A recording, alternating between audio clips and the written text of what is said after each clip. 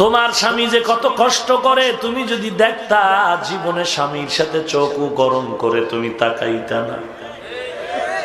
তুমি মনে করছো সন্ধ্যাবেলা তোমার স্বামী টাকার বান্ডিল নিয়ে মার্কেট করে হাজির, তোমার স্বামী রিক্সাওয়ালা, ড্রাইভার, শ্রমিক, তোমার স্বামী চাকরি করে, ওখানে কত কষ্ট,